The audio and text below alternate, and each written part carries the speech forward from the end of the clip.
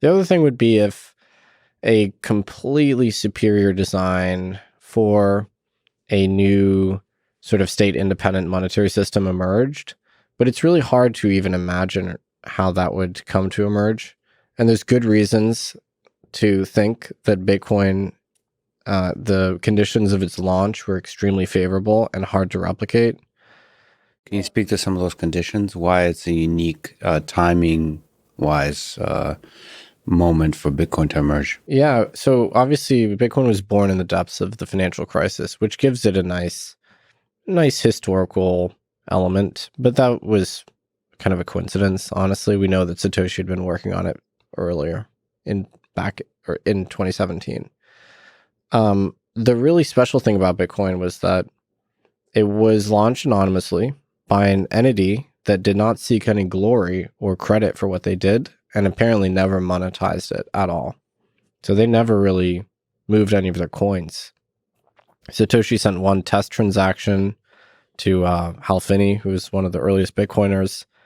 Aside from that, as far as we know, Satoshi never spent any of their coins.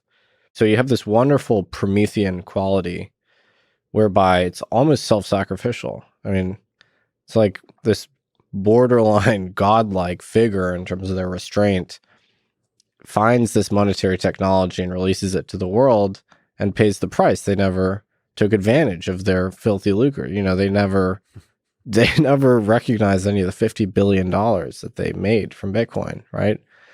And Satoshi also didn't assign themselves any privileged access to the coins. You know, Satoshi could have just written in the code, I own 10% of the coins. But they didn't. They just mined in the open free market competition like everyone else. It's just that Satoshi is an early miner to support the network, accumulate a lot of coins for sure. But they didn't have any privileged special access. So that's one thing that's extremely special about the launch, is that we had a founder that was truly committed to the monetary protocol and didn't seek either recognition or financial spoils, and then also left. You know, Satoshi left in 2010, 2011, and hasn't really been heard from since. It's a very George Washington move, gangster move, where he didn't want power, and once he got power, he let go of it. Precisely. And that was a key, actually, move. That was probably one of the most important moves at the founding of this country.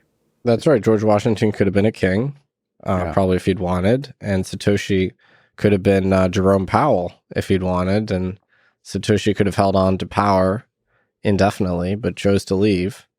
The other thing is that Bitcoin circulated for a long period of time from January 2009 to about July 2010 without really having a financial value. So there weren't really any marketplaces. It didn't have a value. And so that gave it this really great distribution, you know, among a broad set of stakeholders. And there were no venture funds or hedge funds, you know, trying to aggressively buy up all the supply back then. Now, when you have new cryptocurrencies launched, they're like aggressively pre-mined, and some gigantic Silicon Valley venture fund is going to own 30% of it. And so it's sort of impossible to conceive of how that could become a global money, because how could, you know, a Silicon Valley investment firm own 30% of the money supply? That doesn't make sense. That's just so oligarchical, right? It's unbelievable. So Bitcoin, by contrast, is a very bottom-up thing. It was the early enthusiasts, people that were, you know, really excited about the technology. They're the ones that obtained those early coins. And so there was a real element of fairness and just an organic nature to its launch, which would be incredibly hard to recapture today. Let's say Satoshi came back and they said, okay, I made Bitcoin 2.0, I'm going to release it. There'd be the most aggressive land grab ever by, you know, gigantic pools of capital to sort of get favorable allocations of the new system, right? Can Satoshi with Bitcoin 2.0 build in a resistance mechanism or a prevention mechanism for the land grab? It would be hard to, because, you know, if you have capital and resources, I mean, if it was a proof of work chain, you'd just have people that would invest a ton of money in mining, for instance. But most new blockchains, cryptocurrencies, are just sold, basically. They're, you know, issued in token offerings kind of thing. So So it's hard to enforce through the protocol the decentralization of control, of Yeah, power. it'd be challenging too. And people have tried to do airdrops, where they, distribute coins to a large number of people. Basically doesn't work.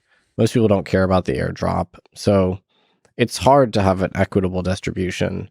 I think the conditions of Bitcoin's launch were so lucky and favorable that they're very unlikely to be replicated. So I do think it's going to be a real challenge to ever have a new competitor that's as decentralized, as leaderless, as dispersed, sort of distributed as Bitcoin is, has its credibility. I don't know how you could overrule it on those important features.